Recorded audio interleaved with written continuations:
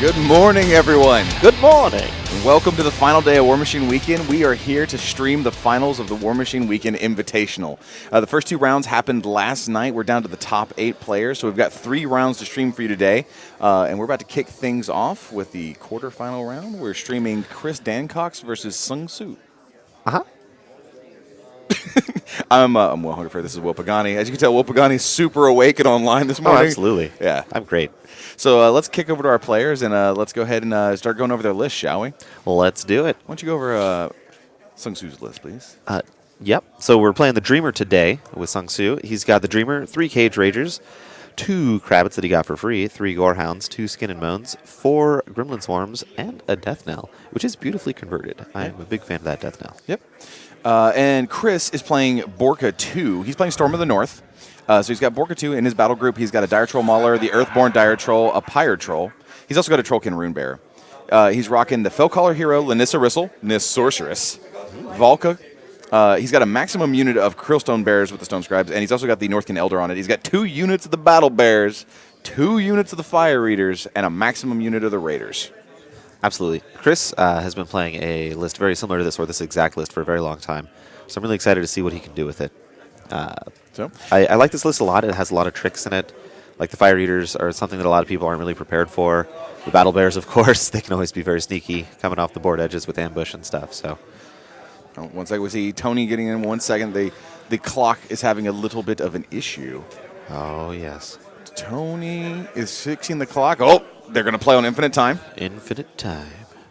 All right. And then we definitely also need to figure out what Arcana Sung Soo has at some point here. But I also really like this Dreamer list. It is fairly close to the standard Dreamer list that a lot of people play, but I think he's got 3 Cage Ragers, whereas normally it's only 2 Cage Ragers and additional Skin and Moans. And I think the difference here is these 3 Gorehounds. It's not normally what I see in these lists. Yep. So I love Gorehounds. I think they're one of my favorite models in Grimkin. I had to fight a bunch of them last night on the staff stream. Yep, they're really sweet. Yeah. Oh, it's looking like our clock is having issues still. We have one of these sweet analog clocks that outputs directly to the stream here so that there's no lag between the players and you guys at home on your couches and beds. Because that's where I watch streams, couches and beds.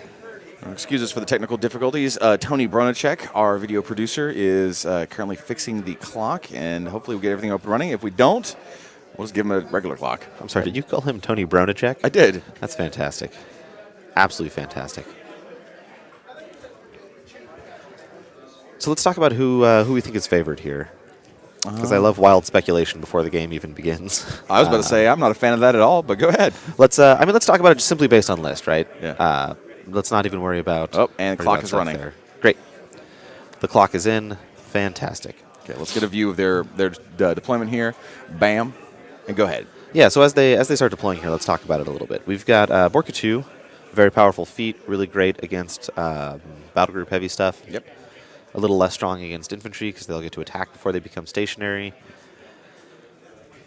So I think that feat's going to be really strong here. And then, of course, the Battle Bears, they get in the way of things. This Dreamer list really likes to sort of brick up and be a very compact little thing. So these bears can get around behind stuff and do all sorts of work that way. So, and the Dreamer list, I mean, we've seen this Dreamer list or variations of it several times this year on stream. It's just an incredibly efficient list. The Dreamer's able to take the Dark Menagerie theme force for Grimkin and these great war beasts and really push them to 11 effectively, where every turn, every activation, if you're in range, you're able to blank a couple enemy models and just slowly chew through them while staying alive and being very difficult to take out. You know, with her Arcana, all fall down. And we need to find out what the other Arcana choices are, as you mentioned earlier. Yes. Yeah, I think this fight's going to end up being a pretty massive brawl. Also, it's a really strong list in scenario because you threat pretty far. But I think that we're going to see Chris is probably able to weather any alpha strikes and or, like you said, get around with the Battle Bears and maybe out-threat him. Yeah, so I like the idea of the Raiders sort of absorbing the alpha and then counterpunching with Fire Eaters and getting around behind the list with the Bears because then, like, the Dreamer doesn't have a ton of models here. Like, right. There's 5 models that really do work and then a couple Gorehounds. Whereas the Gorehounds, they're great, but I'm not sure they can really kill these battle bears efficiently, right? So No, I imagine the Gorehounds are probably going to spend most of their time actually into the infantry, trying to soften up some lanes, and then send the heavy hitters when you can, right? Like you're not going to put them into the larger targets. sure, but if like a Cage Raider turns around to deal with the battle bears, I think that's like it's so slow Yeah. that it's going to be really difficult to deal with here. So I'm interested to see how that exactly plays out. Now, just so we didn't mention in the beginning, they are playing Mirage. That is the scenario with the 2 zones. You got an objective that is friendly to each player that's in the middle of their zone, and then 3 flags that sort of run across the center. So scoring-wise, Sung doesn't have any units, so he has no way outside of his caster to score the circular zones. He has plenty of solos, so scoring the flags, he has ample opportunity, including Those lovely little gremlin swarms. 4 gremlin swarms. So I do think this wall being here right here is really great for that, right? Because the Dreamer can just hang out right here and score this zone. Yeah. So I don't think that's going to be an issue. And if the Dreamer's over here, my God, something has gone horribly wrong. I'm going to go to for the somebody. top-down view here, and you can see that 3rd flag. We see the handshake as well. Yeah. But there's that 3rd flag. So most of the time you're not going to be able to see it. It's going to be behind that building, but we will switch the camera so that you'll be able to see what's going on behind that building most of the time. Let's go through the terrain real fast while they're talking. We see the 2 forests on the bottom, actually 3 forests. They put a tree and one in the middle of the top zone as well. Got a tree up there. So those are all forests. We have a trench just outside that top zone. Looks like shallow water. We're doing this as an acid pool. Oh, it's being run as an acid pool. Phenomenal. Yes, sir. And then dead center in the middle of the table, we have a big old obstruction. Now we got that building, the obstacle, the wall you pointed out earlier. And then there's also one kind of in nowhere. Sure. You know, like that wall's never going to come up. I wouldn't say never.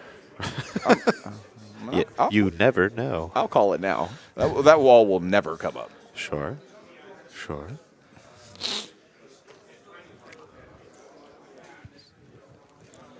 So I expect a pretty aggressive just sort of run here from Chris. I don't think we're playing anything too conservatively here.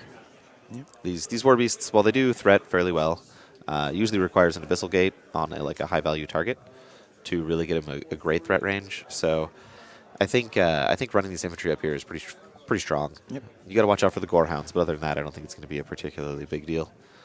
So I think you can be pretty far up there. I'm really curious what the Arcana are. So I'll tell you what, I'm going to take my headset off Sure. and I'm going to run over the table real fast. And he's got his cards out, so I just want to see what they are because I think it's going to be really important to us being able to call this accurately. Yeah.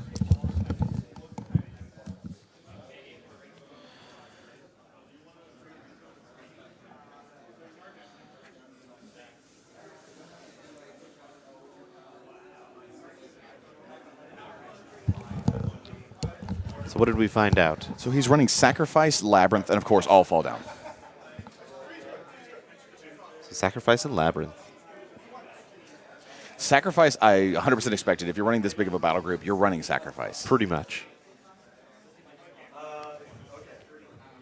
Pretty much. So what? To explain what Sacrifice does, Sacrifice is when a Grimkin model is destroyed by an enemy effect, you can play it, and it heals every Grimkin model in your control area to full. Which means if you're trying to nickel and dime all the War Beasts, that's a terrible idea. You really have to commit and take one out. Like if you do 10 damage to one on a lucky shot, then you end up putting a bunch of damage into, say, I don't know, the Gorehound, and you kill the Gorehound. Everything else you did previously is just wasted. Yes. So you can't spread damage and slowly whittle them down. Yeah, and I think this sort of infantry-style list with the Bears and the Raiders and stuff like that and the Fire Eaters is really big about, one, spreading out damage, right? Like, Fire Eaters have sprays, so that's really, really powerful, and they get, of course, boosted attack and damage rolls while they're on fire.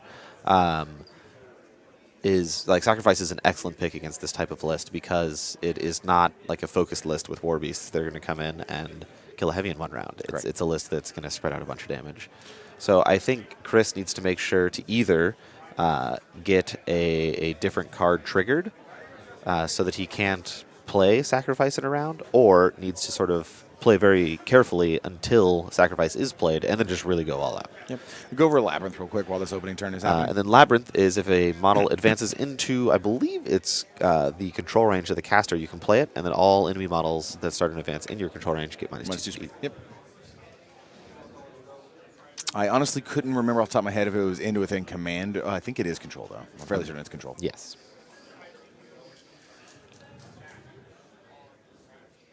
So Fel Caller just gave Pathfinder to the Fire Eaters on the left. And right now what we're seeing is Chris is just opening movement, just good placement, strong placement, spreading his forces out, trying to take up a large portion of the board and get ready to start taking on this Grimkin force.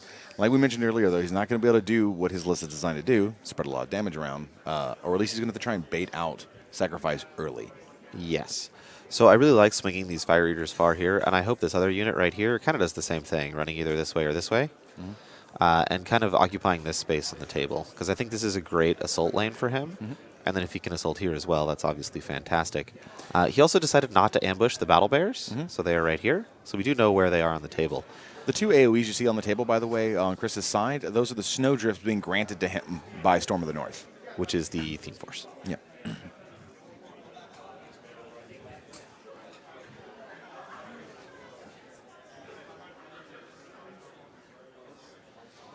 Using a proxy basis, he's running the Battle Bears. He was making sure he was checking the threat range on Dreamer's gun because, man, that gun. I mean, I wouldn't really call it a gun. It's more like a mind power. It's a gun. When I look at the card, there's a little gun icon. Sure. She's shooting you with mind bullets. They're mind bullets, Pagani. I'll keep that in mind.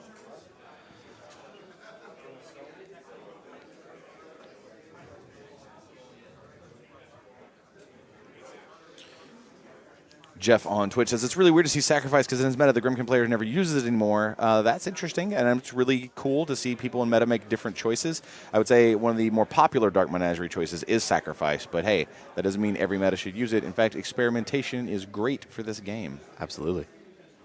Don't let other people think for you. And here we are. These Fire Eaters moving up into where I wanted to see them, so I'm really happy about that. Let's go ahead and go back to the closer view here. And we have one more camera, everybody. So we've got what we call, I've deemed table view, like you're watching the local store. Possessed view, like I am floating directly above the table. And nappy time view, as if my head was resting just on the side of Chris, looking at the table. And we can see the really amazing paint job. The camera does not do it justice of Chris's models. Chris's models, when you see them in person, he has won more Best Painted awards in Champions and back in Hardcore than I can think of. This guy's models look fantastic. And he's been playing Trolls for a very, very long time.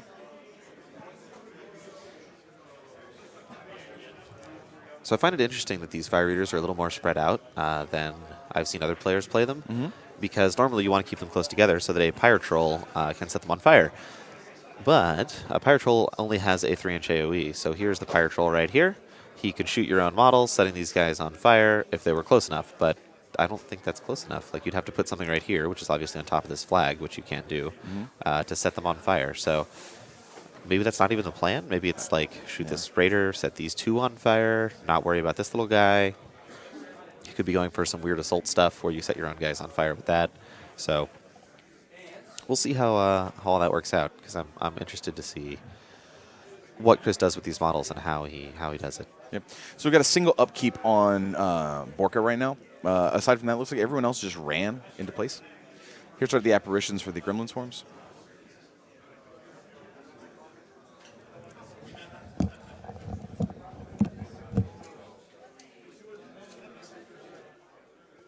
So,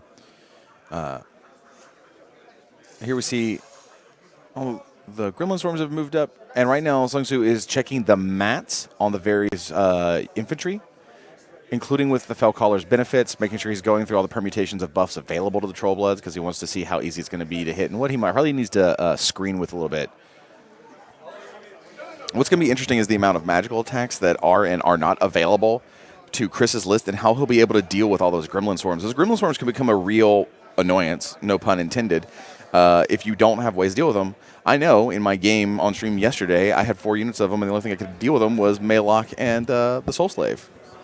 Talking about the Gremlin Swarms and what Chris has access to take care of them. Yeah, absolutely. They can be very, very annoying. And Chris does not have a ton of magic weapons. Yep. So we'll see how much like body blocking these Gremlin Swarms can do, how many areas of the board they can cut off really from these trolls.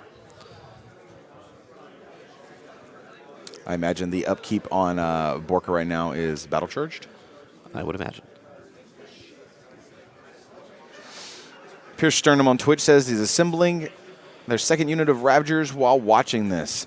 Someone earlier said they were going to crack their first a beer upon the first word of the stream starting. So we're glad that a lot of you are joining us on this fine Sunday morning.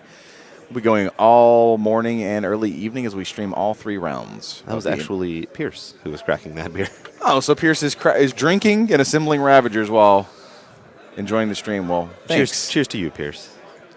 Miso? Miso. Oh, there we go. Says, hey guys, what round is this? Wasn't the last chance qualifier yesterday? You were correct. This is the Invitational. So we are in round 3 of the Invitational, which people have qualified for all year long. The last chance qualifier was the last chance for one person to get into the Invitational. And so we are in the quarterfinals of the massive championship that is the War Machine Weekend Invitational. You were seeing the quarterfinal match. We'll have a semifinal match, and then, of course, the finals match. We also have several Europeans here in chat. Welcome. Hello from Europe, they say. Hello from America. Hey. What up, dog? Hello to everyone across the world. Hello, world. So we saw the K-Rager walk up. Checking his threat ranges. Getting, like, ready to soak up some Raiders, that's for sure.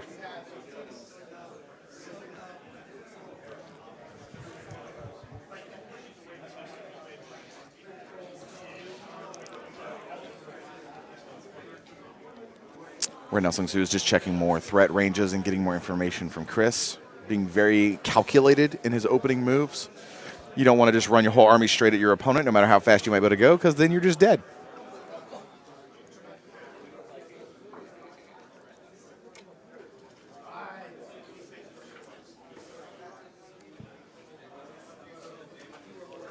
One up kid says, hello from my bed. Brush Chewer says, I'm having a coffee. Dataran says, greetings from my igloo in Canada. Your igloo has internet? Your igloo has Canada? What? What? Okay. So here we go. These Cage Rangers are moving up, and they're trying to stay outside of range of these Battle Bears, I believe. I don't think they're too worried about the Fire Eaters. That's a pretty durable, heavy. Yeah. It's armor 19 base. He gets +2 from the Death Knell. Yep. So That's exactly what he's checking range to. He's worried about what's behind the Raiders and the Fire Eaters. yes. Here we see the proxy base, sorry, not proxy base, table marker going down for the third Cade Rager. Same thing, runs into place.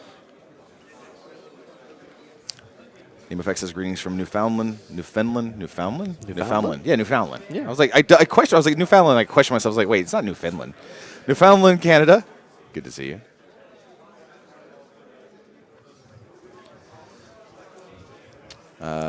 Muska HS on a bus in Poland watching the stream on my phone.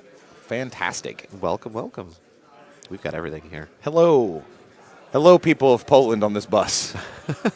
Yes. Hopefully your sound is on. Hopefully your sound is on and they were all capable of hearing it.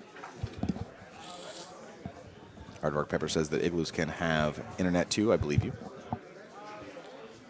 All right. So checking, let's see. All the cage riches have gone up. So I do think the Dreamer has to be pretty careful here. Yeah. Because Fire Eaters can definitely just like accidentally kill her. Yeah. So they don't really care about Artifice of Deviation, which is something that she's got.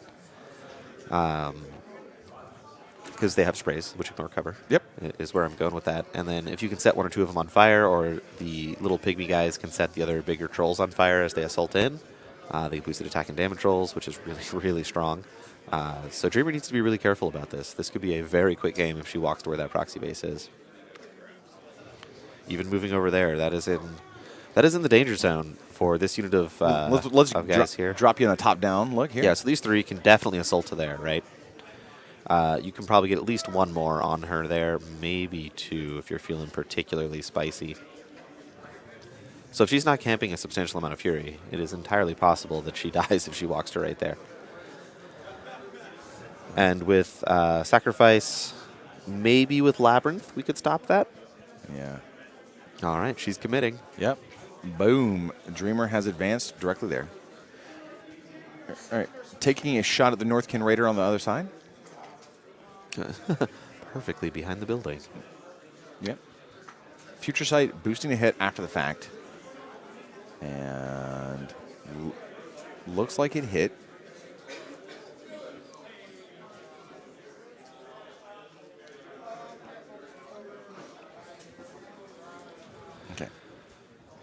So the leader of, I believe, the Raiders is stationary from the shot from the Dreamer, and he's now talking about casting Mirage, and he's deciding who's casting Mirage on. Dreamer's only camping 2. So unless there's some pretty aggressive runs here, like to tie this stuff up, this could be a very quick game. Well, the Fire Eater leader, or sorry, the Raider leader. Raider leader is stationary. Yeah, so that's this unit. Now, their command, I believe, is 7, Sure. if I'm not mistaken. So that does tie them up a little bit. Also, he's up front, so that does kind of gum up any potential charges.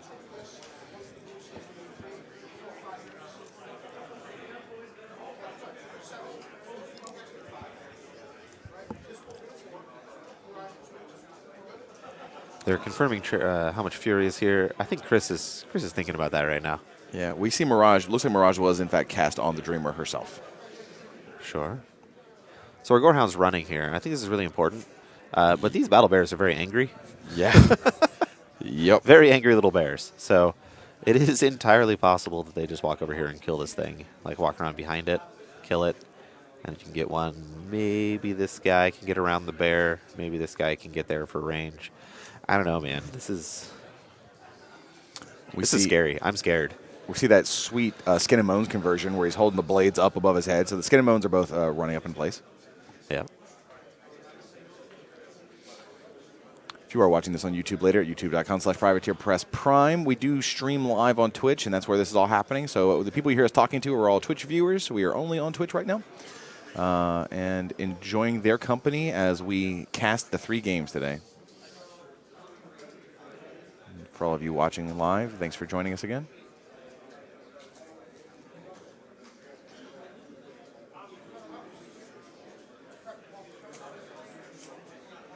So we saw a Crabbit advance and then hop across the line. The other Gorehound ran behind the building. The Death Knell is moving up, and then we have the third Gorehound towards the bottom. Gremlin Swarms up top are probably going to run and be annoying because... so we just got word from Chris that his objective is the one that gives out magic attacks. So he did bring the armory. Good. That's going to be massive to be able to take out these Gremlin Swarms. We have not quite heard yet from Sung Soo which objective he take. I imagine it's going to be supply cache to heal his battle group. I would imagine so as well. Okay, so it looks like we're kind of bubble wrapping here. We're putting enough stuff in the way, like this Crabbit in the way, to stop some of these assaults. Yeah, another Crabbit. So, and we'll see how this unit ends up. Like, this is really scary to me. This is really aggressive. So, we'll see what goes on here. Clicks back over to Chris. And Sung Soo's first turn is done right at 10 minutes. I think Dreamer's probably safe, but it's still kind of terrifying to me. Yeah. Battle charge. Yep. Yeah, battle charge is going up. Yep, was staying up for free. Thanks to the Rune Bear. Wait, no. Thanks to the Theme Force? Theme Force, yes. Yeah, the Theme Force. I was like, wait a second. Upkeeping spells on Northkin models. Yep.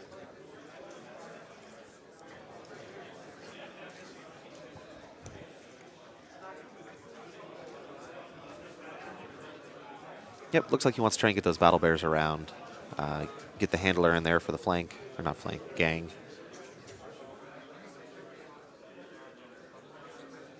So the Earthborn just got magic weapon from the objective.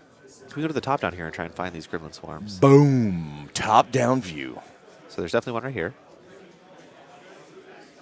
They are confirming that the objective is just the next attack gains magic, not all attacks.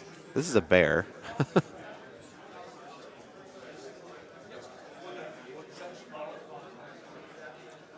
They're confirming with the judge real fast as I stifle a yawn. I don't know why. It's early. I had breakfast. They're confirming that the next attack on the objective gives the next attack magical attack, which is what it does. Yep. I think these are the 4 Gremlin Swarms. I had coffee. I'm not tired.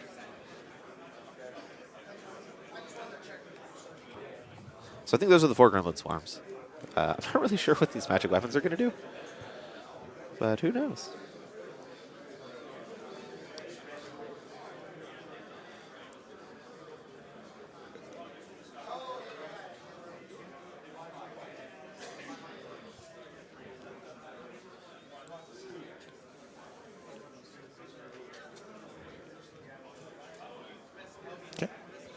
Boom. Here we go to Chris's turn.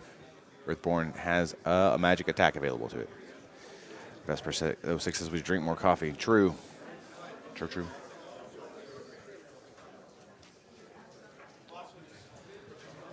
Okay, Fellcaller's walking into the woods. Giving the bears +2 to hit. Yep. Varsman says, what is Brett Fogel playing? He's playing Circle.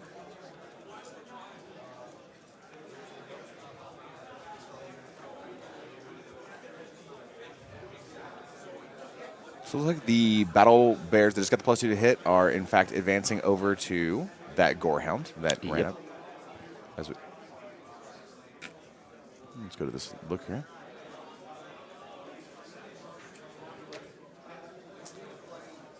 So when that bear ends its advance, we're going to trigger Labyrinth.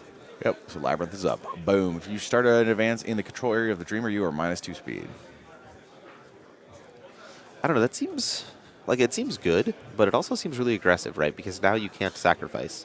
Which I'm not saying you need to right now, because there's not a lot of damage out there, but if these Fire Eaters come in and spread out all this damage everywhere, which I guess is fine, right? But if I was Chris at this point, once this Arcana is triggered, I'm going to try and pick off all these little small models that I can, right?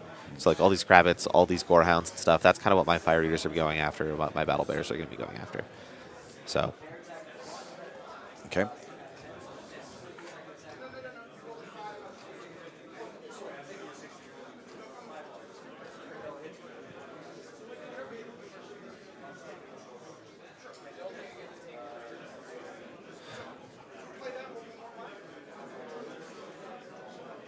All right, so to confirm here, so they thought he had missed.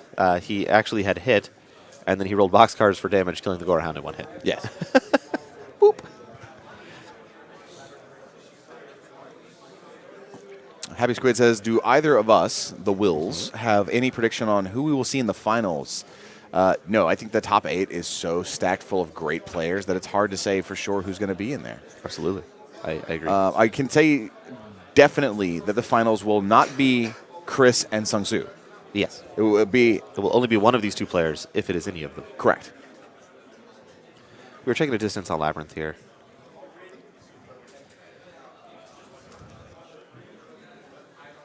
So it looks like this guy's in for Labyrinth. Yep. And then our Labyrinth bubble goes around something like this. And it does get this guy. It is apparently all the Raiders. Yeah, all the Raiders are caught, according to the table judge. This one is not in, this Fire Eater. And so that's about what got caught in Labyrinth. And the stone is calling +1 speed Northkin models. Okay. So effectively, -1 speed. Correct.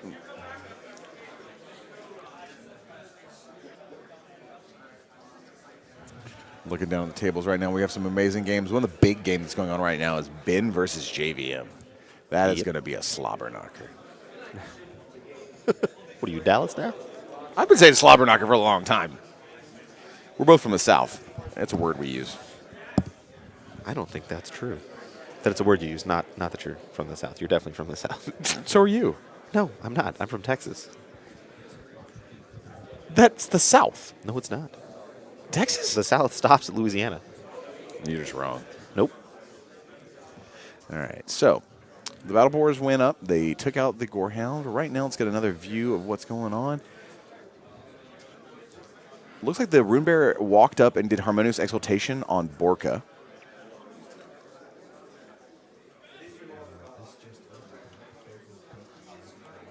Okay, so we just got our first result. Brett Fogel has beaten Jaden Iwasa in the first match of today.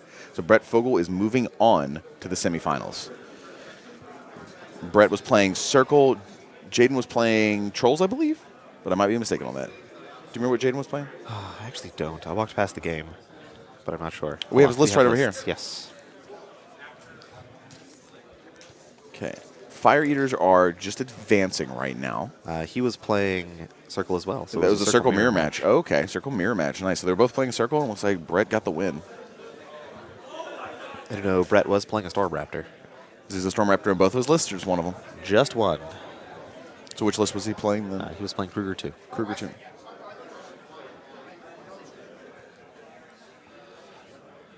And that is Kruger 2 in Secret Masters.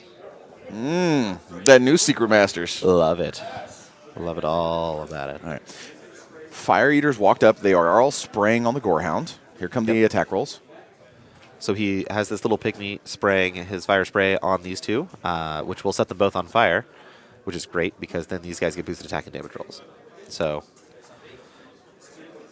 kind of like this play. It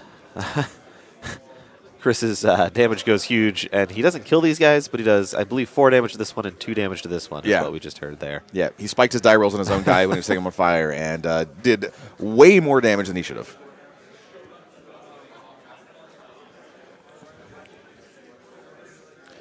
All right.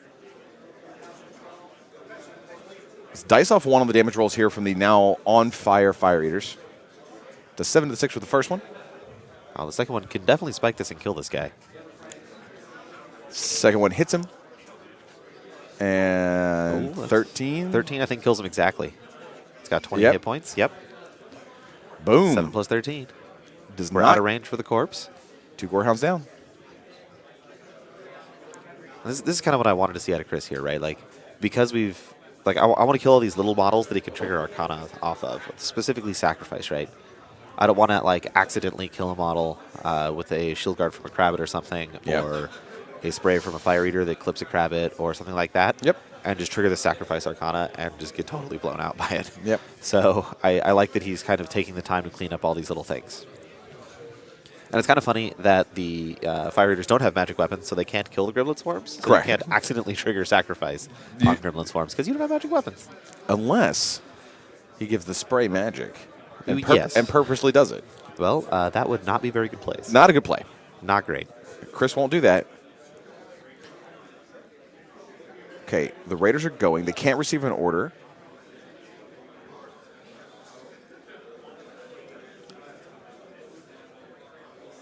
So they're just advancing. The reason they can't get the order is because the leader is stationary. Thanks, streamer. Thanks, Sung Soo. Good play. Good play. I'm not really sure they wanted to do much anyway in terms of charging. I think this is mostly a walk up and shoot type situation. They have those grenades that are pretty sweet. Yeah. But, you know, if he had wanted to do something, if he had wanted to press forward, if he had wanted to, you know, that's about it. He can't. That tactic has been taken away from him.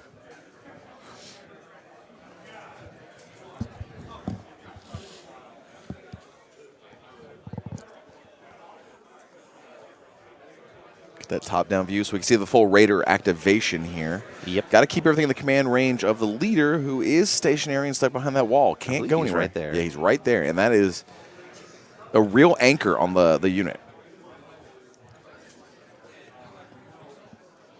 I mean, Chris could have killed him if he wanted to, flip one of the same turn, but... Sure, as I said, though, I don't think he's really too worried about it. I agree. I don't think he's super worried about it either.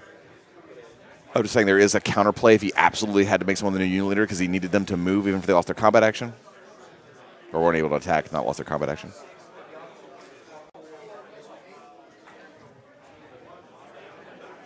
So it looks like this is the guy that actually got the magic weapons from the objective, not the Earthborn. Oh, was he just taking a shot at the Gremlin Swarm? And he threw a bomb at it, which scattered, landed about here, was dice off 8. We had heard from the table judge that Earthborn had gotten it, but obviously plans changed, so maybe there had been an instance where during the maintenance phase, Chris had changed what that was happening. So. Yes. Boop. Are we going to get that every time we switch cameras? Would you like it? Not really. Well. So yes would have been a fine answer, but you gave me an option. I just wanted to know what your preference was. Your preference shall not be taken into consideration. So let's talk about clock a little bit here. Chris went first, so he should be down on clock, but he is 9 minutes down on clock right now, which is pretty substantial. It's essentially a full turn down on clock, because most turns, in my experience, take between 7 and 10 minutes to execute. So, cool. But, like, he's not halfway through this turn, right? Like there's still a lot of things left to do in this turn. So I think this is going to be a problem for Chris.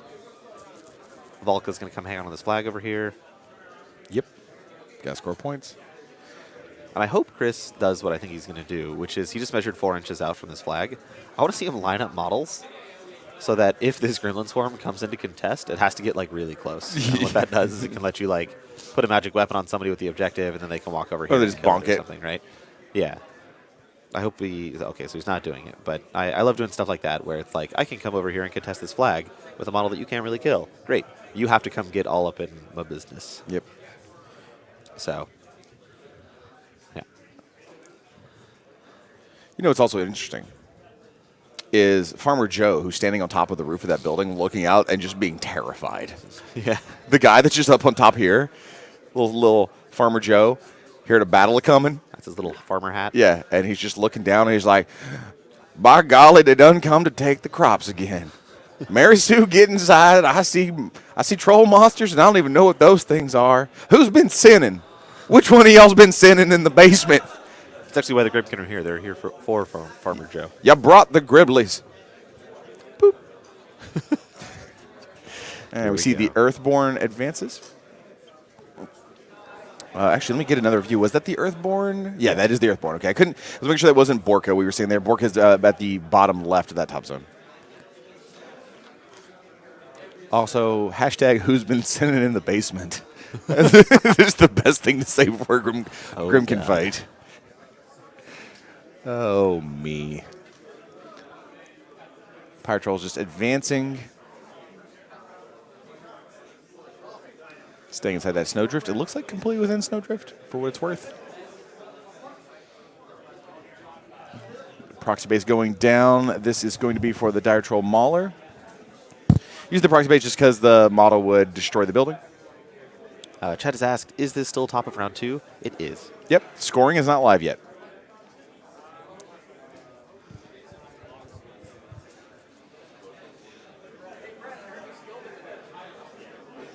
As predicted, the wall at the top left of the table is irrelevant to this fight. It's an elephant. It's what? It's an elephant. No, it's irrelevant. That's what happens when the Scorn make a Titan and don't give it any weapons.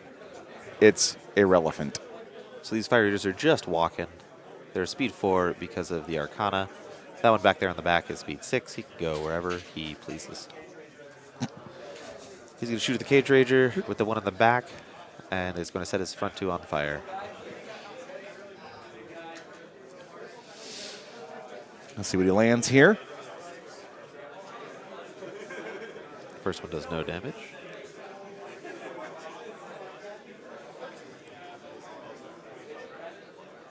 We've scored a hit on the Kravit. Yep.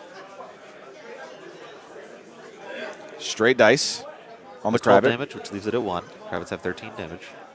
On fire. And he's on fire, yes. And the second guy's going to try and hard roll the 7. He'll roll boxcars. That'll clear it off.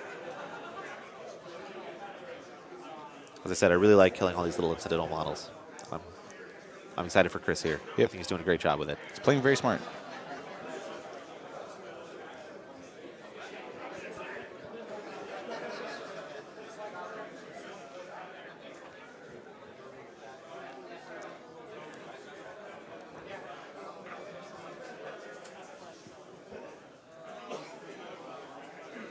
Looks like we're trying to set up a Borka feed here. Yep, we're going to go to the top-down view and see what Chris is looking at here. Boop.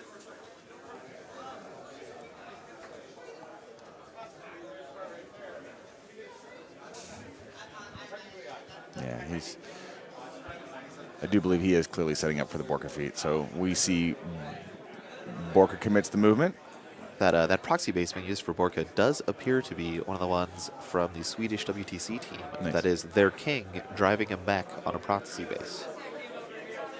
He's going to cast Earth Blessing on himself for free. He's going to feat.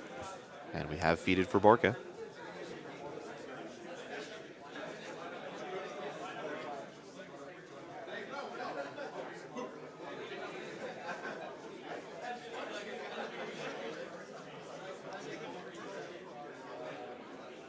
Okay, so Snowshower went up first with the Harmonious Exaltation. Then he Earth Blessing. Then he feated.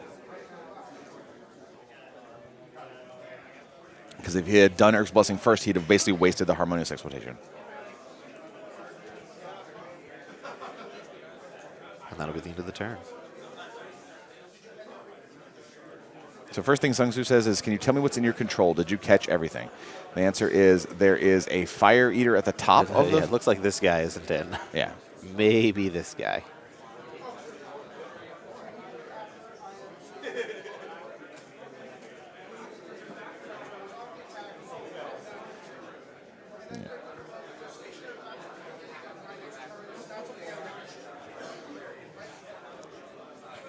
They're confirming the exact wording on Borka, which is if you hit an enemy model, or if you hit one of the troll models, you become stationary after the attack has resolved. Yeah.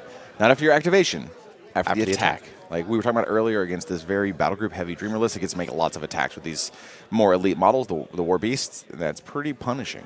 Yes, this is not a great feat for Dreamer to be playing into here. It's really gonna like stifle how much work you can get done this turn. Right now, Sung Soo is just getting information from Chris, asking about stats, finding out possible damage, what people's armor values are. So just a lot of conversation and open communication right now.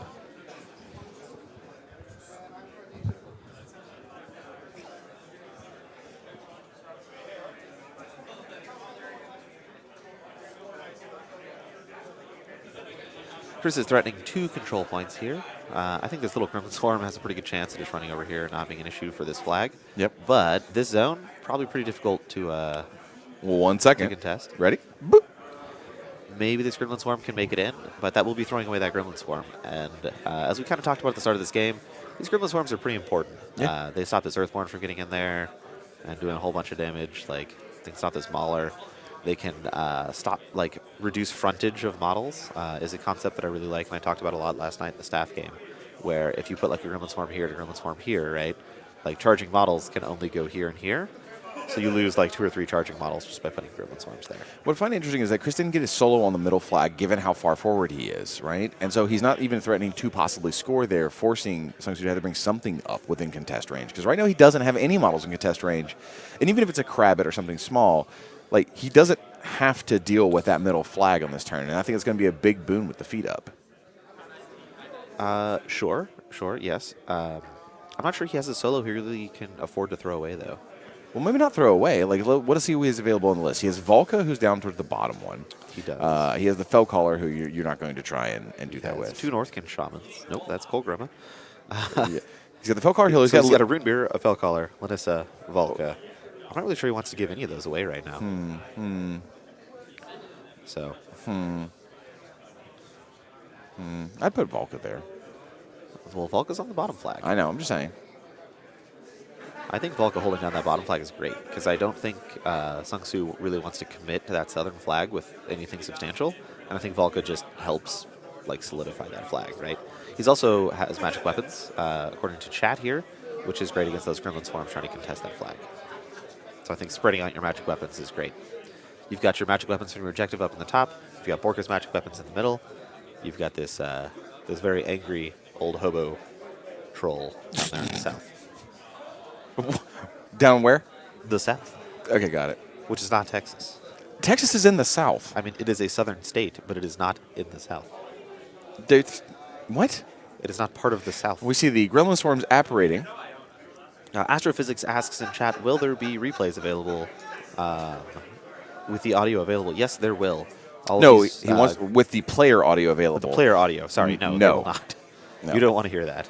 No. It's horrifying. Player audio is not something we intend to make available for a variety of reasons. There are sometimes substantial cursing.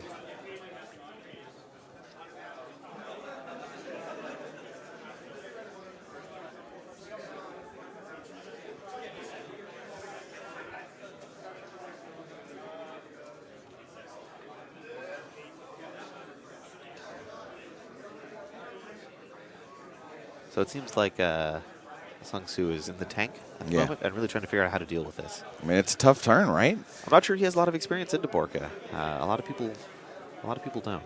So we're getting a request from Forged of Souls if we can get a zoom in on the Nappy Time cam on the converted battle engine. Tony Bronacek, video producer, is going to go over there and he's going to take the Nappy Time cam and he's going to get a nice zoom in. As soon as I see that that's looking good, I will switch over and we can check that thing out. It's a sweet, sweet conversion.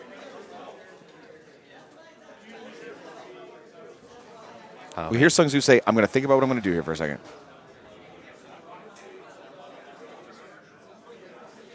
All right. So we have declared a Wraithwalker as well. Looks like that camera is almost in position.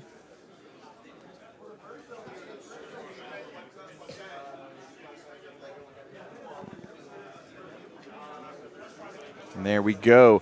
There's a close-up of the conversion there. We see you got the little dancing gremlins on the bottom, the horse rider. Looking pretty sweet. It's a nice little conversion. We checked it. It's over majority privateer press parts. EOS looked at it, clearly said it was a death knell. They're quite happy with it. Boop. Back to the action.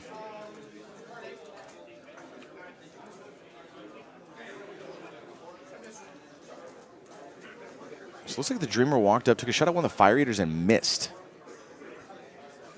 That is unfortunate.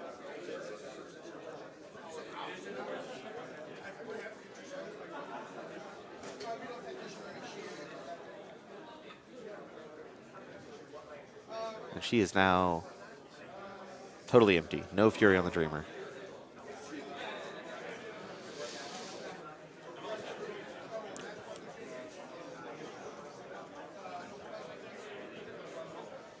One Up Kid says, are we going to stream any competitive Monpok next year? We sure would love to. I do hope so.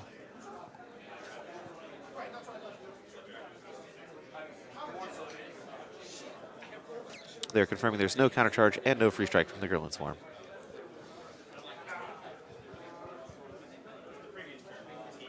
Yep. So the Gremlin Swarm couldn't take the free strike from Volca and also couldn't afford to take the countercharge from Volca. So a straight run kept him out of both. And in contest range of the bottom flag.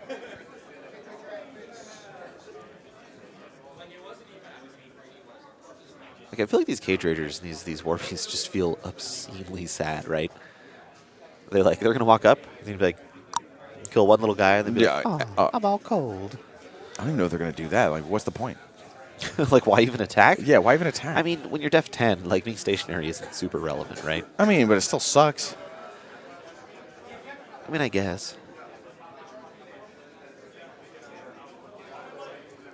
All right, quick judge question. Quick judge question. Sung Soo asking if he can charge and then throw. Answer? Which he No. cannot. You may not.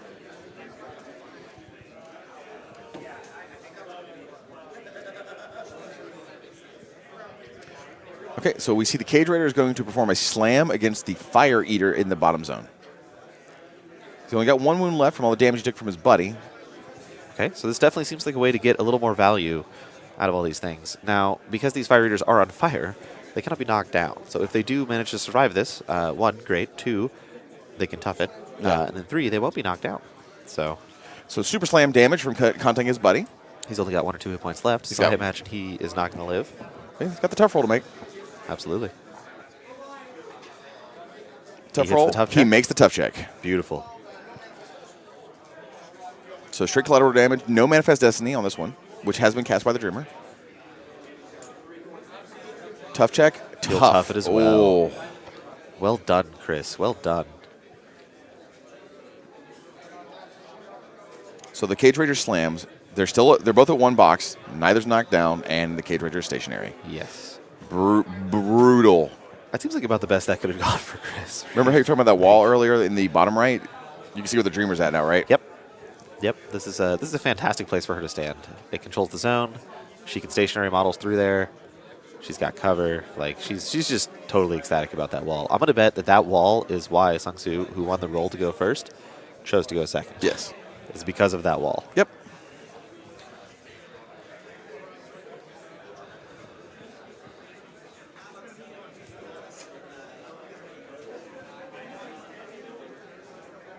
Okay, and we see the Gremlin runs into the zone and contest. Boop. Yep. So kind of as we discussed there, looks like both these zones, or both these points are now contested by Gremlin Swarms. So we've got one here and one here. Volca, presumably next turn, will be able to clear this up. Hopefully there's a solo or something else that can get to this flag. Maybe this right here. I'm not sure what that is. That might be a token of some sort, or it could be a model. That might be Lanissa, actually. Well, let's see if I can get another shot at her. No, I think that is a Pyro Troll hand. That's not a model at No, all. there's a model there. There's a model right You here? can see the base. Yeah, that's true. Yeah, so it's got to be Lanissa. It's a small base, right? I think that's the only small base It in could this literally army. be a stick. Tony Brunacek has changed the nappy time camera for us, and check out this shot. And now we can see that it's clearly Definitely Lanissa. Lanissa's. Now the placement of the Pyro Troll's hand doesn't make it look like Lanissa's head is on fire like Ghost Rider, but that's okay. Okay, back to the action. A Crab is jumping into the zone up there. Yeah. Those of you looking at this shot, Borka is not actually facing that way. There's a proxy base. Borka is facing forward. He just can't actually face forward right now. I'm also going to leave this shot up for 1 second as the Crab is making an attack, so everyone can see the amazingly well-painted models of Chris Dancock's army. Holy crap, Chris. Your models look great.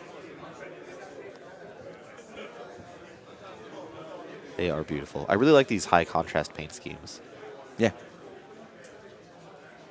It's something that I'm going to try and do on my Monpoc when I go back through and Have you obviously seen this sort of growing popularity paint scheme for the Monpoc model, specifically the comic book scheme? oh, I love it.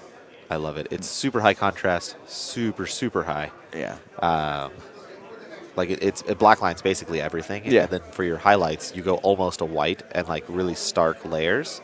So it's relatively easy to execute, and it looks really sharp on the table. And when you get super close to it, you're like, well, there's no blending here or anything, so this isn't like classically great painting. But I think the style for it and is just absolutely great. Yeah. Love it. Love it, love it. So we see now the Skin and Moan is advancing up. Yep. That is this guy right here. Yep.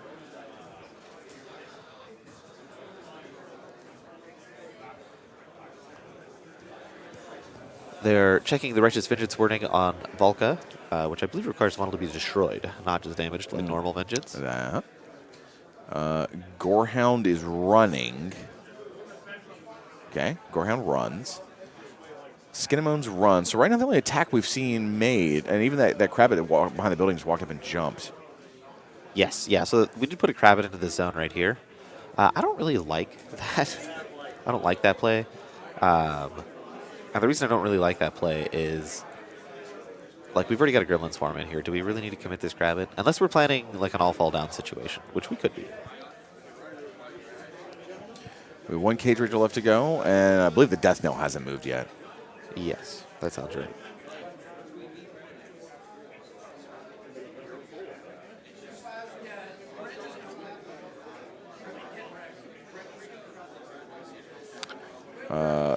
Yeah, Cage Ranger just dirtles around in the back. It looks like Sung Soo was really worried about triggering the Righteous Vengeance. So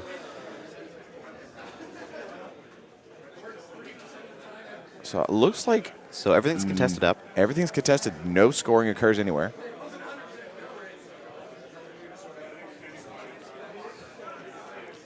And we're going to resolve some continuous effects.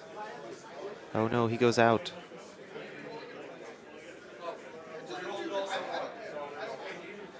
Oh, nope. So we're doing fire checks. Chris did not roll it originally in the dice tray, so they are re-rolling everything into the dice tray. And his feat is now over, which I think Chris needs to do a lot of work this turn, right? Yeah, no, it's go time. This is go time. I think we're going to see an all fall down this turn. Wait, hold on. They're asking a question. What's up? You have 3658. Yeah. 1 second. I'm gonna check with the players on something.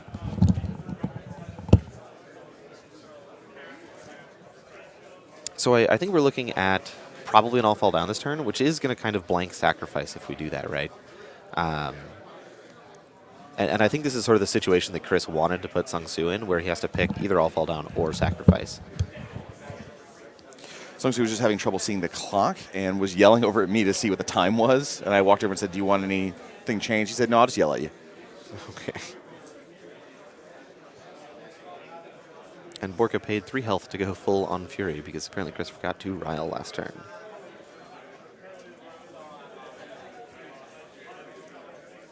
We are still upkeeping Battle Charge for free.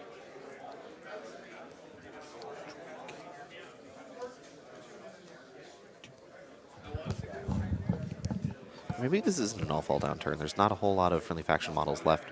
Because if he starts killing these heavies, like, they don't really care if it knocks down a warrior model, right?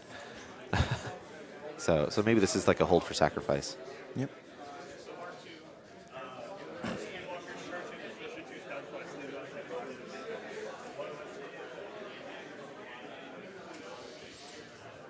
Let's go to our top-down view here. Boop. Get a look at the action. Matt Clark, or if you know Matt Clark, please direct him to Gonzo on the scramble side of the room. He's jumping up and down like a fool. Thank you.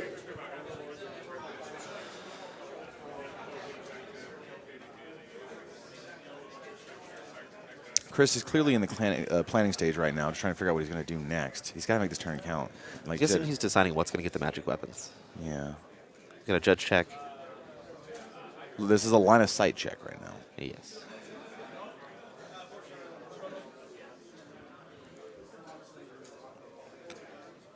And making sure the Fell Caller can see the Gremlin Swarm so that the Fell Caller can get magic weapons.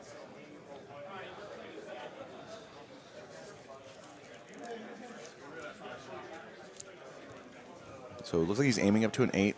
Can see the Gremlin Swarm. Needs a 5 to hit the Gremlin Swarm with the spray.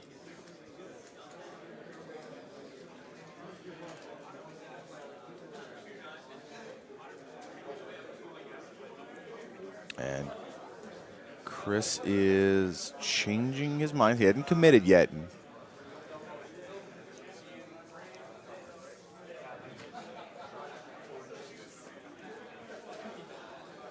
Okay, so he's not going to spray. He's going to charge. Yep. He is speed 5, so he charges 8 inches, 4 inches in a forest, plus 1 inch melee range. They confirmed that he was within 5. He misses because of annoyance. Yep. He did have the magic weapon from the objective, so Pretty that sure swing Fell is... have 2 attacks. Well, the second one's not magical. Ah. The objective only makes your next attack magical. Fair enough.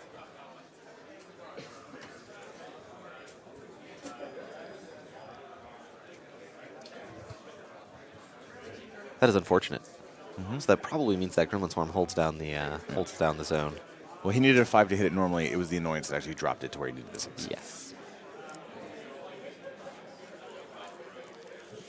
Good job, Gremlin Swarm. Yeah, buddy.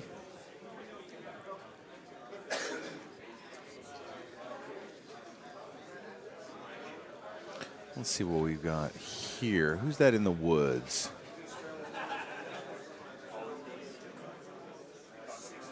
It is a Rune Bearer. Okay, Rune Bear's walking up. Oh, he's casting Frosthammer through from Borka. Another source of magic damage.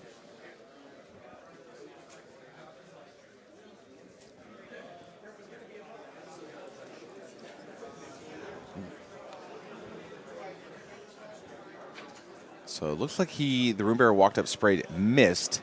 Now it looks like Lanissa is going to attempt to shoot the other Gremlin Swarm.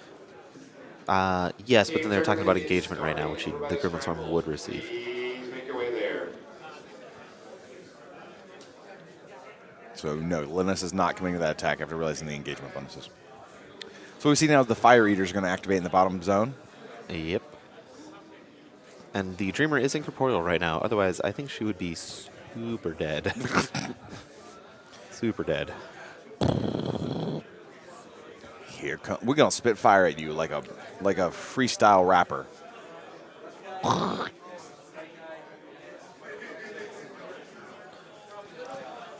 We missed one friendly, hit the other friendly, and hit the objective. The Woo! Fire Eater took 2 points and passed a tough check. Because he's on fire, he is not knocked down. Yeah. The objective got hit as well. 1 point damage to the objective, and it's also on fire.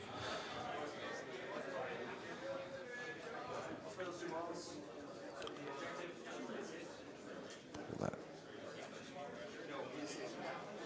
Not engaged by that cage raid right there because he is stationary.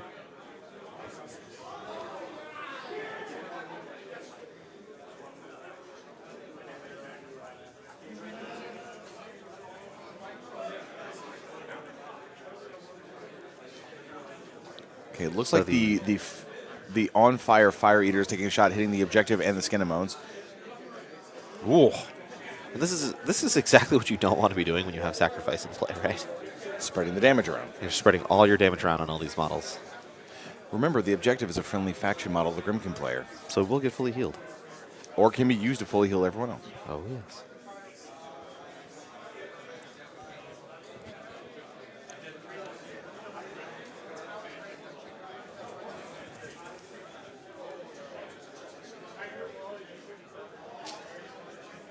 Objective was out of range for the death knell.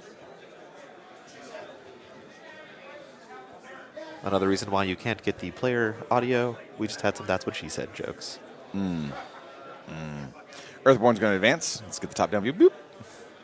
Friendly Troll Players Painter says, didn't the Dreamer make a range attack last turn and miss? She can't be incorporeal then.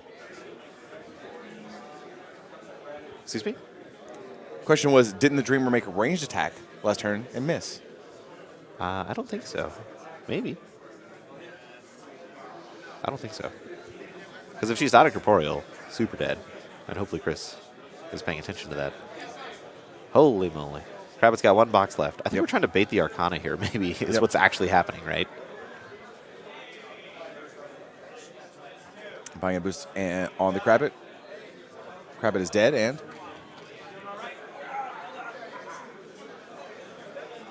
Okay, the Krabbit is RFP'd. Time has been clear. Sung Soo asked, clock it back to me. Yes, he's trying to figure out whether or not he's going to reave the Fury from the Krabbit. He's going to take the 2 Fury. Yep.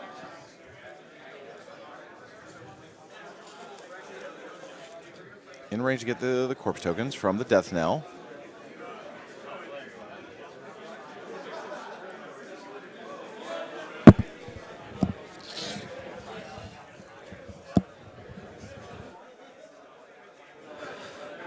Looks like Borka's going to wander on over there and find him a Gremlin Swarm. Yep.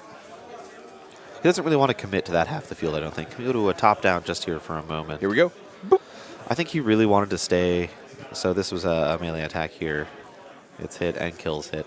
But I think Borka coming on over here is, like, it's not really where he wants to stand. I think he wants to stand, like, here this turn.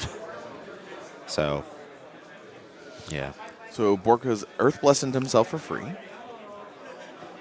Yes. He's going to reposition.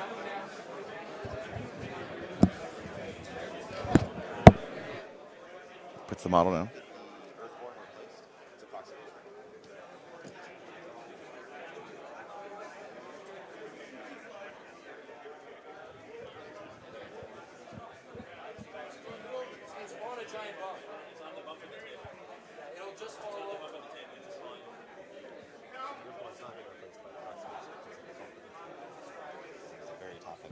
Yep, looks like the fire eaters are activating.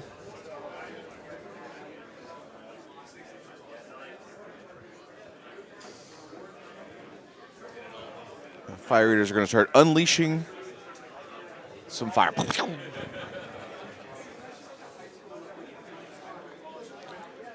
Looks like they're going to take themselves out a Gorehound, or at least go for it. Yep.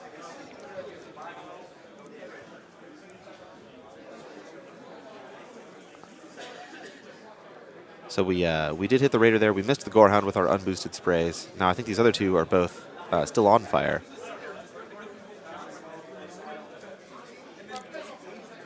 Dice -3 on the opening roll, and just take 13. Easy peasy. 7 hit points left. Got 7 left. It's got another boosted spray. Probably kills it.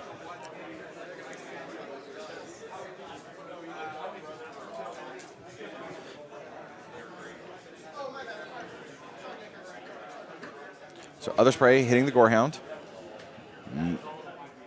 Misses. He Rolls a does 6 miss. on the Very boosted sad. attack.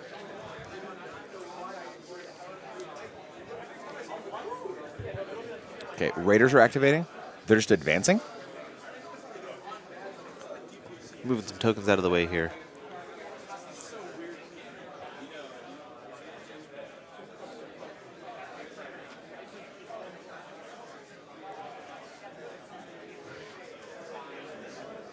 Okay, let's see what these Raiders are able to pull off on this advance. They're finally gumming up the works. Yeah, I think these are mostly jamming models. I'm not really sure Chris is looking for too much damage out of these guys. If they can finish off that Gorehound, it's happy times, but I'm not sure that's very likely. And I have another result from one of the other games. It looks like Jake Van Meter was facing Ben Hampshire, and JVM has won the match. So Jake won via scenario. Looking at our brackets right now, that means Jake will be playing Brett Fogel next? If that's what that no, looks like Brett's going to be... No, I'm reading this wrong.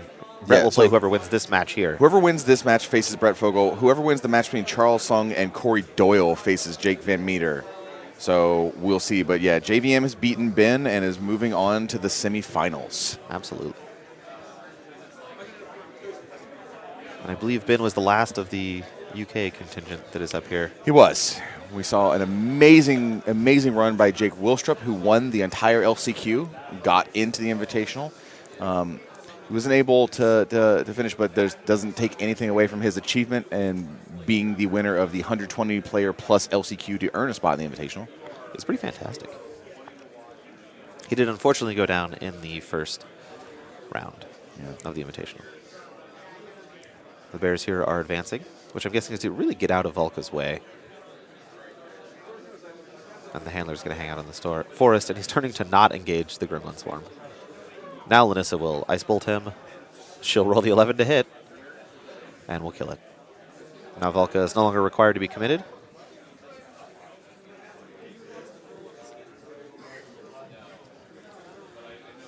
We are moving our Battle Bears here in the middle of the board. I'm guessing these Skinnamounts and stuff are going to murder up a whole bunch of these poor Northkin Raiders, get a bunch of armor. I'm not sure Chris really has the hitting power to clear through all these Armor 21 War Beasts. Sung Soo hasn't lost any War Beasts yet. Chris is definitely going to go up on Scenario, however. He's going to gain 2 points this turn for sure. And I think he's kind of pressuring this middle flag as well. Yeah, let's go to the top-down view. Boop. So there's just a whole lot of goo in the way right here. And there's a Berka hanging out. Ooh, I think that's him right there. We got an Earthborn right here. We got a not a Rager. That's a Cage Rager. A Mauler, which has Rage, hanging out right here. So let's see how he moves. So he's just going to go stand over right here.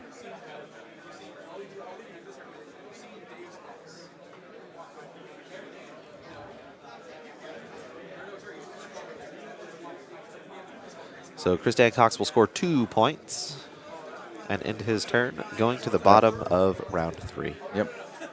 Score 2-0, as long as he doesn't have a position to get any CPs yet.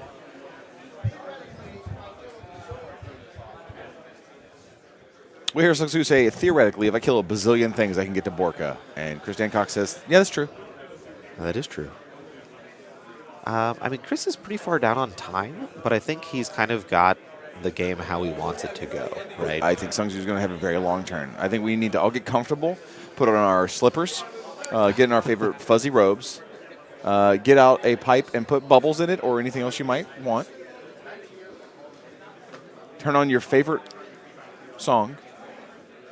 Crank up the fireplace. Don't look at me. I'm going to let you keep going. And just get real comfy. Get real comfy, folks, because this turn, 20 minutes. You think so? 20 Yep, minutes? 20 minutes. So you think Sung Soo's going to go down to 16 minutes? 20 minutes.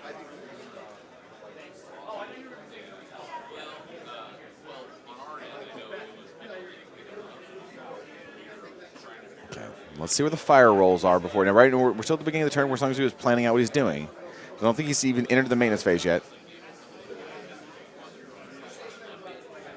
Yep. Stationary's gone. And we hear Sung Soo say, and now I got to make my fire checks. So here they come. The Caligari experience says Ben Hampshire has a super sweet army that is the high contrast comic style.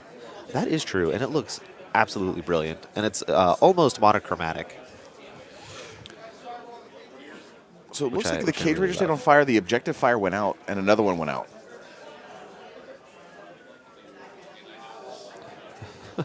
One of Sung Soo's dice just stopped on a corner because he has the precision cut metal dice that are perfectly balanced.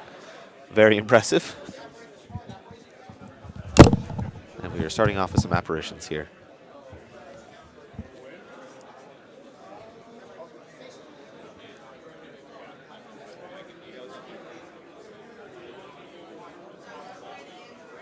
These little gremlin swarms just popping about.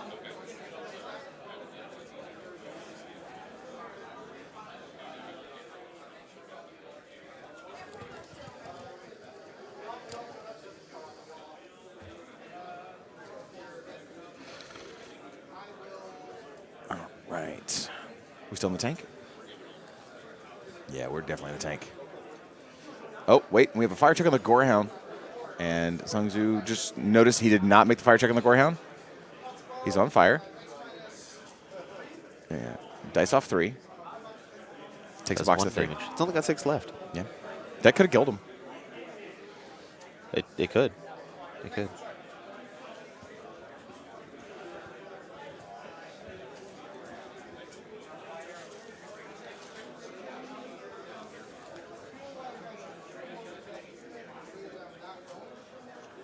We hear Sungzu say, I feel like I should kill most of that unit, which means I'm not going to kill most of that unit.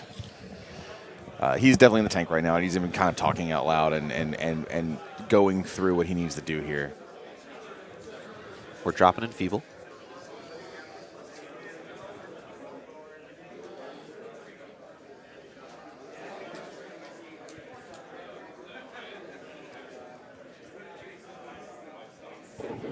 So while it's tank time for Sungzu, I'm always thinking, what would you do here? You've played a lot of Grimkin. I have. I would play Bump, but I love Bump, and nobody else seems to love Bump. And they're getting some good toys, though. They are. They are. Well, first of all, I would definitely commit my Death Knell into the center of this board because the Tropic Force would get rid of all the tough checks, which is definitely something that Sungsu is concerned about not killing that unit. Where do you put it? I mean, I think it just goes right here. Like this is just, boop, and maybe you even bop this guy with your stick, and that seems fine. And if you miss, whatever, who cares? And then I'd probably go with this Gorehound to try and clear off maybe all 3 of these, maybe just 2 of these. Gorehound is missing, I believe, Mind. Sure, yeah, it's actually right here. So it's missing just Mind. So I'd heal its Mind, right? Oh. I'm probably stationary a guy or something. I'm not really sure what we're planning to do with all this. I guess there's definitely a manifest coming, right? So maybe it's just like a heal manifest, which is that. Camp a couple, boost a shot maybe. That's really what I do. Yes, this is great. I love this. Okay. So yeah, we saw. I think this is fine too, right? Like it's pick which side you want to go to, and go for that, right? Because your 5-inch aura is probably about there to take tough from these guys. And then now that we've cleared here, your Gorehound can go over here. Your Cage Rager can come in here. I think you want to keep your beefy models in the middle because this is where your threats are coming from, right? Okay. So the charge did happen from the Death Knell. The Dreamer's activating. She's healing a point off the Gorehound, so he's fully functional. Great.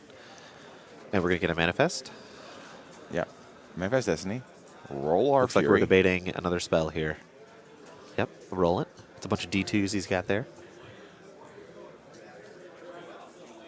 I love these kind of ticks that players have, right? Did you say a bunch of D2s?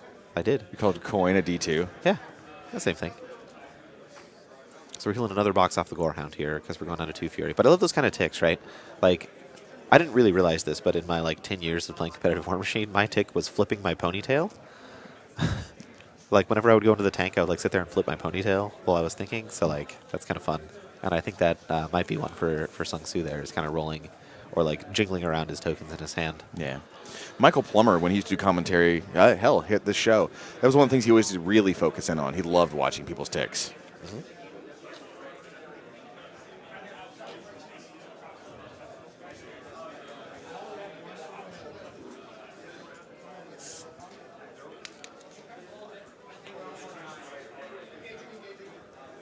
Okay. So our Gorehound is going to scoot all around, ignore a bunch of free strikes from Ghostly. Yep. And it looks like we're hitting this Raider here. Looks like we missed. We'll hit the second one. Yep. He's going to pull that guy out of the way. Yoink. Boink.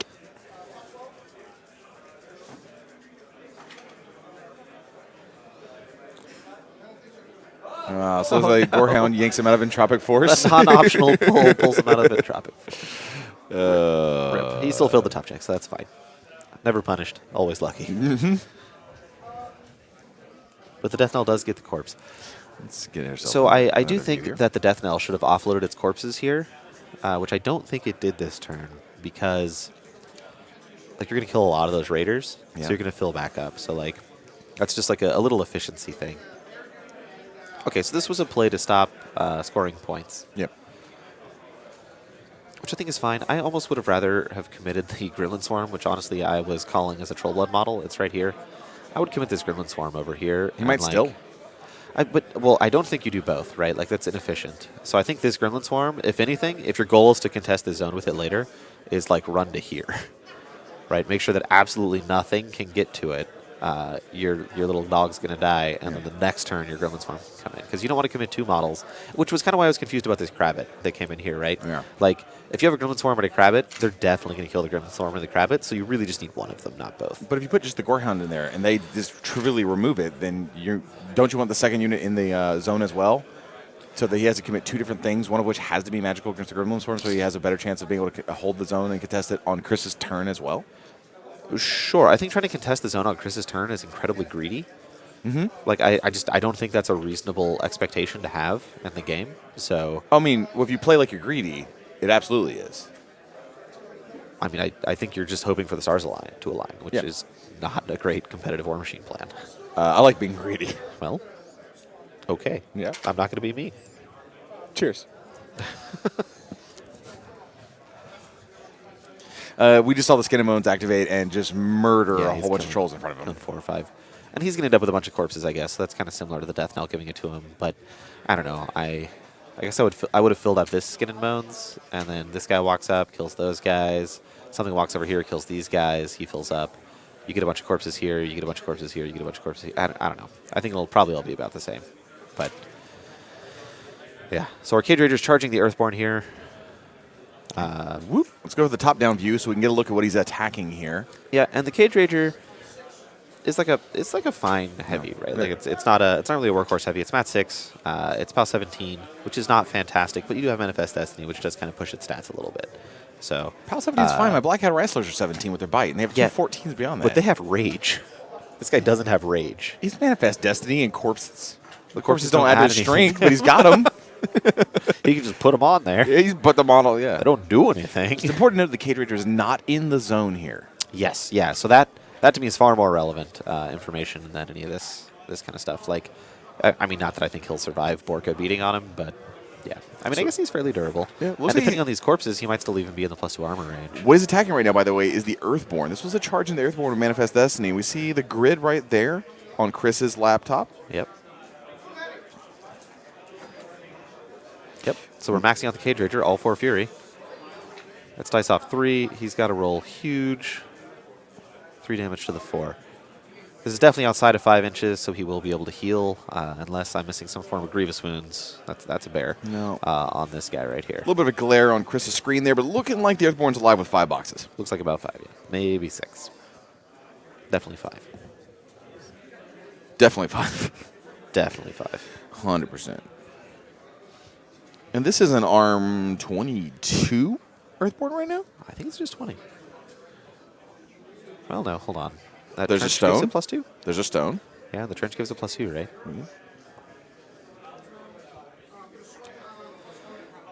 It's been a while since I've played with Earthborns. That's fine. Let's pull up, see what's going on. We see the other Cage Rager, who used to be stationary, is no longer not. He's swinging on Raiders at the moment. So I'm sorry, not the Raiders, Fire Eaters. Finally taking out those pesky Fire Eaters that he slammed before they survived. Yes, the Earthborn is not close enough. It is 2 inches to get +2 armor from the building, which it is definitely not close enough for. So it's just an armor 20 Earthborn. He's not within 2 of the building?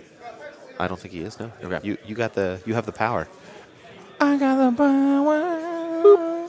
Yeah, this is definitely, like, this base is 2 inches. Oh, okay. So he's probably closer to 5. Sure.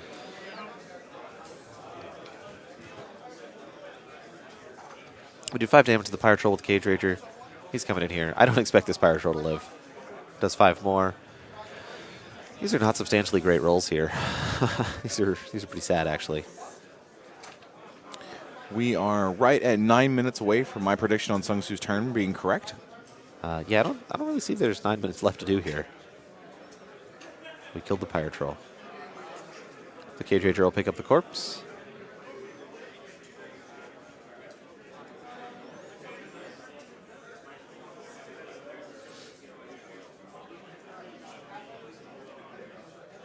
The obstacle that Sung Soo actually picked, we just got finally confirmation, it's Pathfinder. He has the fuel cache, which he gave to that Cage Rager to disactivate it. How do you fuel a Cage Rager with a fuel cache? Oh, well, it's fuel for whatever your faction wants. So his fuel cache is sends. Oh. They've been sending in the basement of the building, and they take it out in barrels. And then they throw it out there in the fuel cache. Oak, well-aged Sins. sins. Brilliant. All right.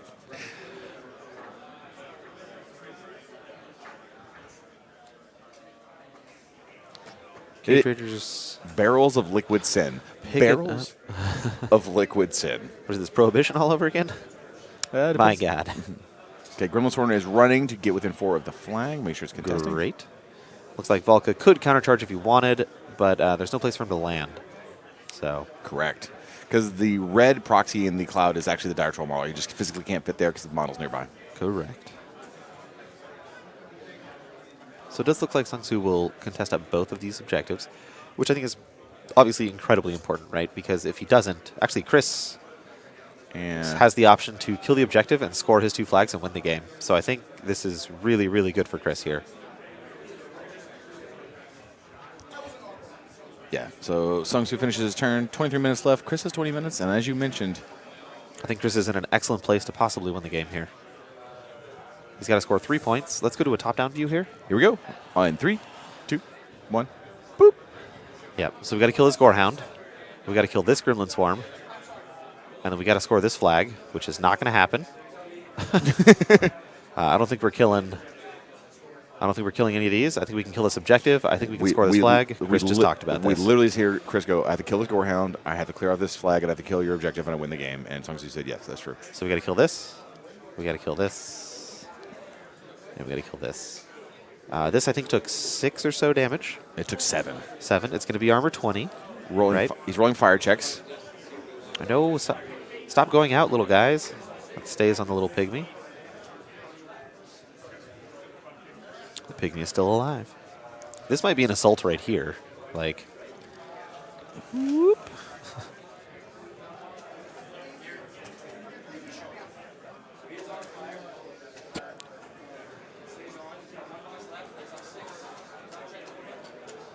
Oh, he fails his tough check.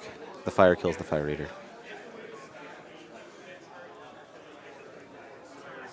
We are checking a possible Phantasm spawn off this fire roll.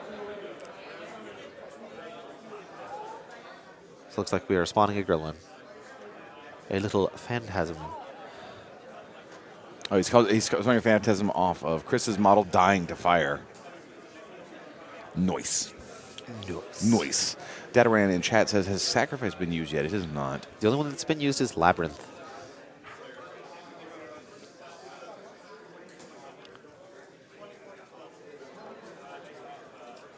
The death knell is not around the northern flag. It looks like Chris might be giving up on the objective here. I'm not sure he has a lot of stuff that can really get to it.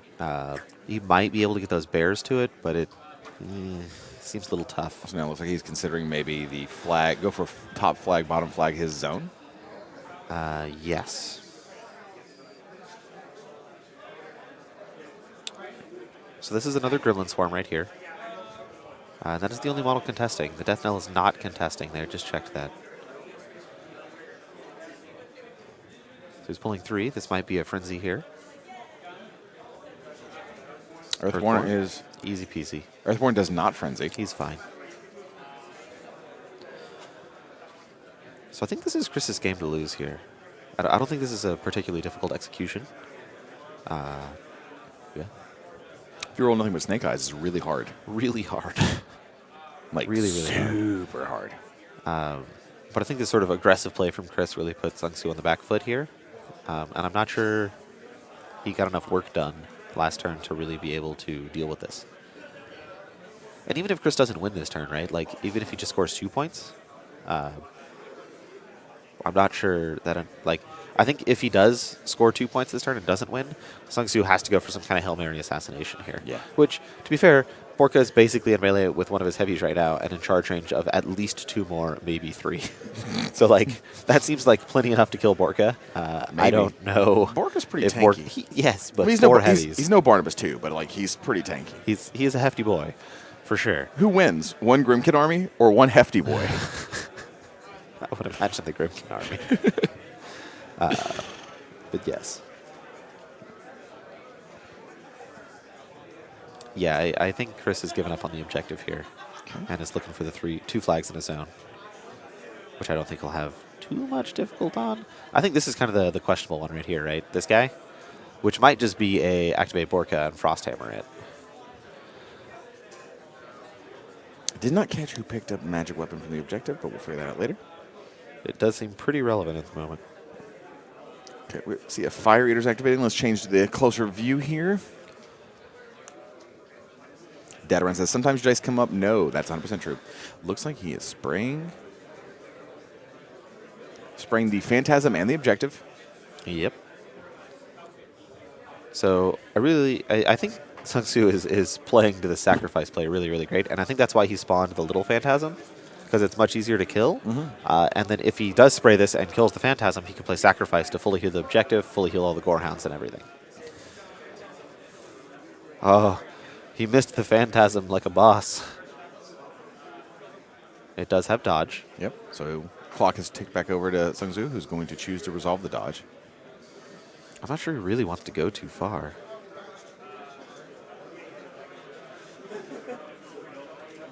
So he dodged to within 6 inches of the objective, so if he misses it again, it will get to dodge and contest the objective, and it'll be another model that Chris has to kill.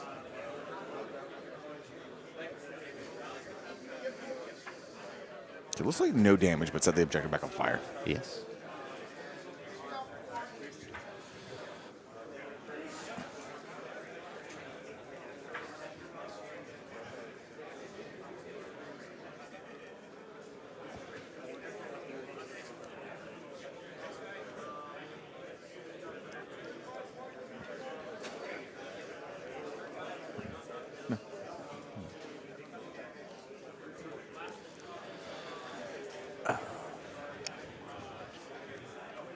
Chris is Got definitely... Earthborn's moving here. Yeah, let's go to the top-down view so we can see what's happening on the other side of that building.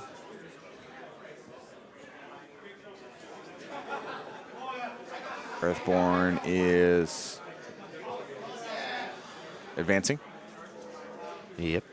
Looks like he's getting range of... I'm trying to see what's contesting that top flag. I think it's just that Gremlin Swarm. Just him? Just little brother. Little brother. He can do it. That he can. Battle Bears are going to activate. Boop. Looks like he's going to kind of walk in there.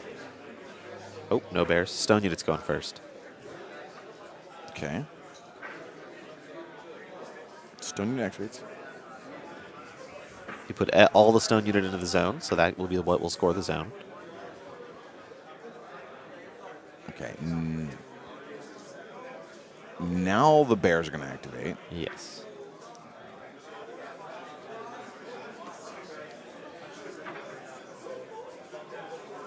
Chris is using a proxy base before activating the bears to determine if he needs the +1 speed from the stone unit, who is still the current activated unit. So he decides he doesn't need it, activates the bear unit. Bear unit is just going to advance, just walking up. Without the flank, though, I'm not sure these bears can actually kill this objective. It's got 8 hit points left. It's armor 20 because it is inside of this. He is power strength 16.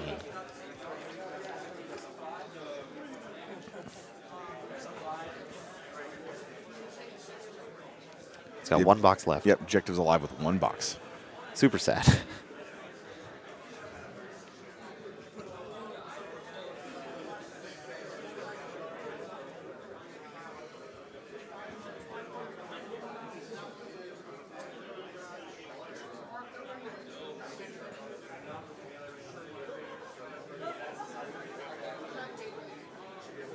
So the Cage Ranger is not engaging, and I'm guessing that's Borka over there.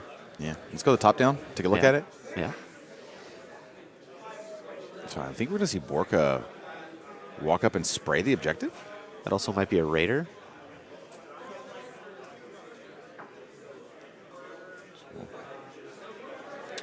No, he's looking at the Fire Eaters and seeing if he moves straight ahead, if he can spray the objective. It will be a free strike from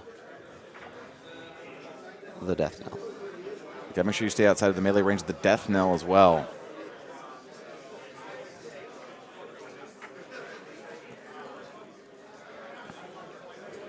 We hear Chris say, just let you take the free strike and we'll just figure out what happens after that.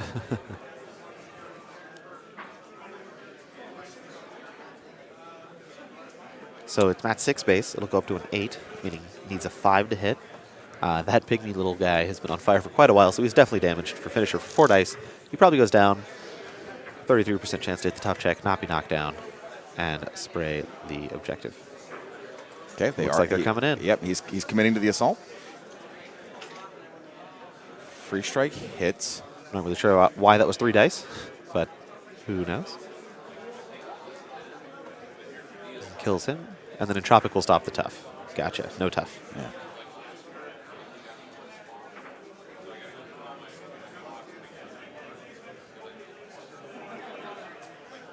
Two assaults on the Death Knell. First guy's assault miss. Second one hits. Dice off 8 does no damage. Actual charge attack hit. Dice off 9 on the actual melee attacks does no damage. Second charge attack misses. Wow.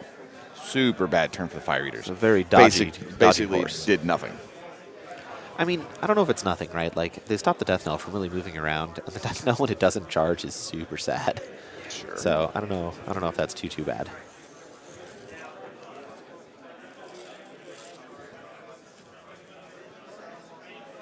Chris is getting low on time. He is.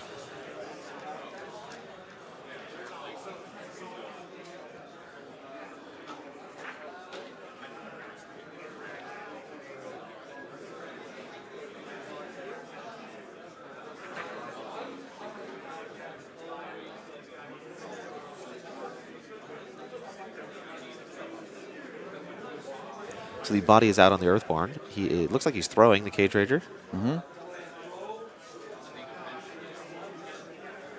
There's the opposed strength check here. I think the Cage Rager is strength 12 as well. Oh, nope. He's only an 11, so he can't beat him.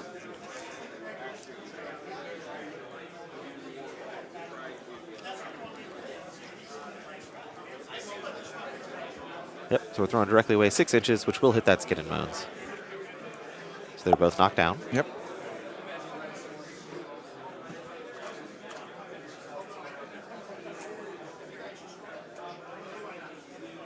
This is not how. Yeah, this is not how throws work. You stop when you hit an equal size model, so they're talking about least disturbance at the moment. But Yeah. they just caught it. Both models knocked down.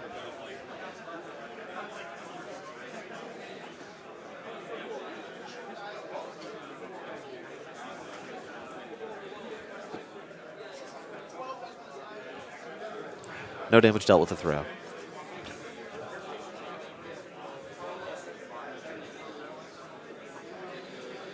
Does 1 point of damage to the Skin and Bones. They're having a little trouble resolving this throw. We don't see a lot of two-handed throws, which is more. They're dope. They are indeed.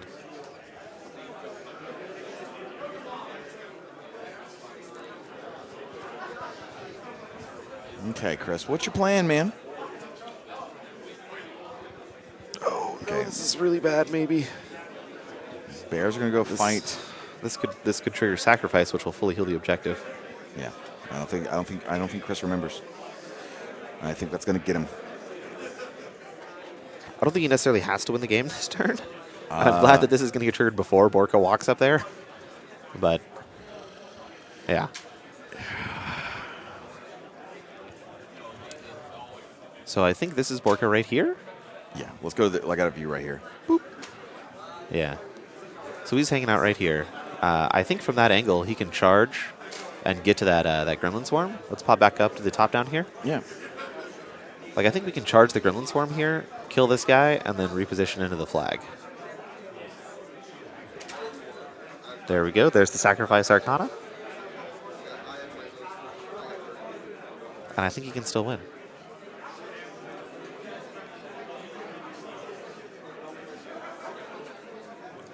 So, Okay, so this guy dies. We are playing Sacrifice, which will heal the objective and, of course, all the War Beasts.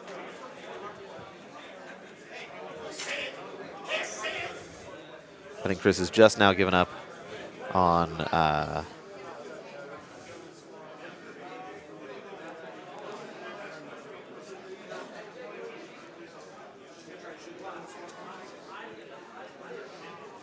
we use Vortex to stop the spell. Yeah, she tried to Winter Bolt the Gremlin Swarm. We got Arcane Vortex. Looks like Volka's going in.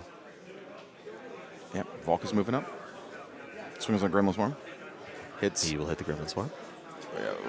Volka just murders this thing. So he's going to get that bottom flag. He's going to get his own zone. That's 4. This does look like a Borka move. Yeah. Borka's going to move, and then he's just going to repo. I think that's the plan. Yeah. He's going to make sure he's in repo range. He is.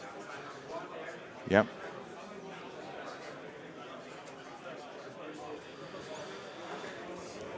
Hits the Gremlin Swarm. Gremlin Swarm just obliterates, and they shake the hand because he's going to repo on the flag, score 3, go 5 CPs to 0, and win on scenario. Woo! Great play by Chris. Yes. Really, really great play. So Chris Dancox is going to move on. He's going to end up facing... I think it was Jake. Well, I think it was Jake. We don't have the bracket anymore, unfortunately. Yeah, we don't have the bracket directly in front of us. But that next game will be coming up really, really soon. Looks like we've got one game left. The Corey Doyle Charles Sung game is still going on right now. So as soon as that game is over, we'll let everybody know. Definitely. So anyway, we'll be back very shortly. We'll be playing some other videos in the meantime. So we'll see you momentarily. Are you staying for the next round? No, I believe Lyle is going to be taking my spot here. So it's me and Lyle. And then I'll be back for the finals. Who's the finals? I think it's Oz and I. You and Oz on commentary? I believe so. That'll be delightful. Absolutely. So hang out for everybody in chat. We'll be back as soon as that last round is over. We get the new pairing set up. We get everyone in place. Probably 30, 45 minutes till the next round starts, and we'll be back with the next game. Absolutely. Thank you all for tuning in. Bye.